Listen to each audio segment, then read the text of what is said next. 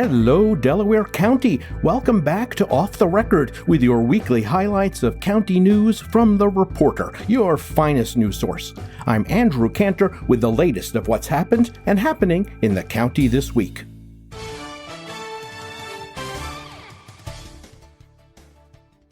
So let's take a look at what's been happening in Delaware County.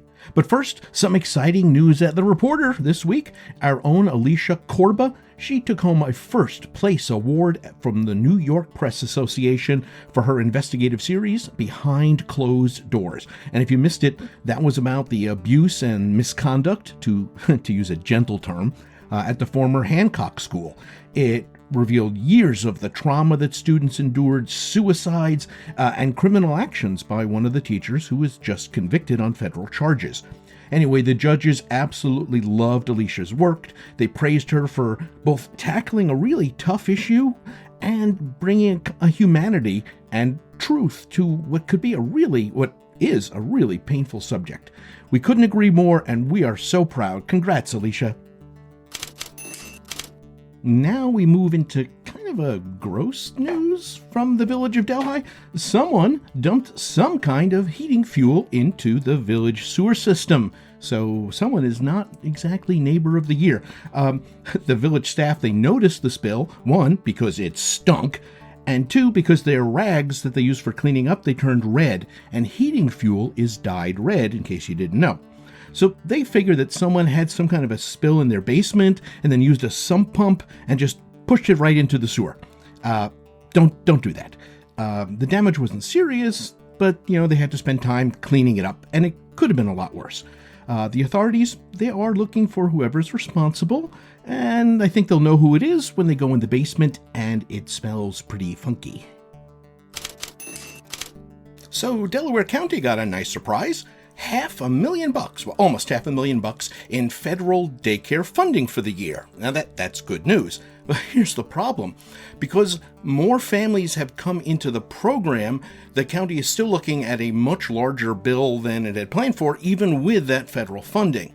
Still, the county officials are, we'll say, cautiously optimistic, but they're watching what happens in Washington kind of closely, as you might imagine, because and let's be honest, when federal funding changes, it could reverberate through the county and cause some real headaches, especially for the families who were, hoping for some daycare assistance. So stay tuned, like everybody else. Oh, here's a fun and exciting one. So Delaware County, or Delaware County's municipalities, towns and villages, has a big and expensive problem. There are sewer plants all across the county, and they're all starting to fail at about the same time. It's not bad planning, it's just, they got them at the same time and they're failing at the same time.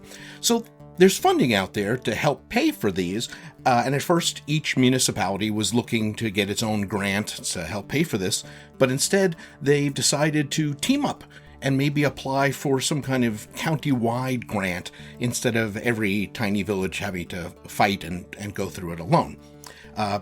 It is going to cost millions. I mean, there's no way around that, but it's good that the towns and villages are getting strategic now before we have to start worrying about untreated water in the local rivers. Here's a bit of sweet news, coming out of the Delaware Academy.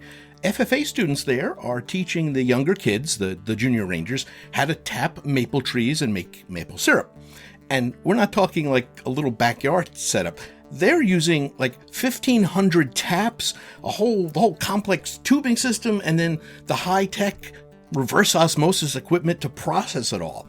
The students, they handle everything from beginning to end, from tapping the trees to actually bottling the syrup, and then they sell it. And the profits go to funding, their various activities and their trips, including sending some of them to national conferences. So that is a pretty neat deal. It's the kind of thing I wish I had when I was a kid. All right, despite the temptation, I'm not going to make any jokes about this program taking off. So, you might have heard a few months ago, Delaware County got an expensive drone and then crashed it.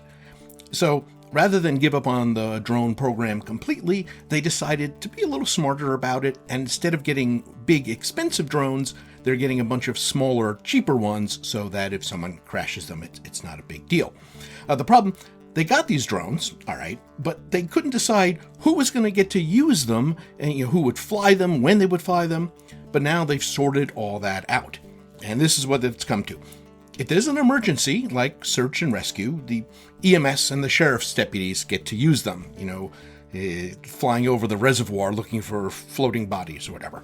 But then routine jobs like mapping a flood zone or a historical site or checking out, ice jams on the river, whatever other excuse they can find, those will get handled by the county planning staff. So everybody's happy, everyone gets to play with the drones in the right circumstances. And they're hoping to start launching their first flights just after Memorial Day, after, I presume, training to avoid any more crashes.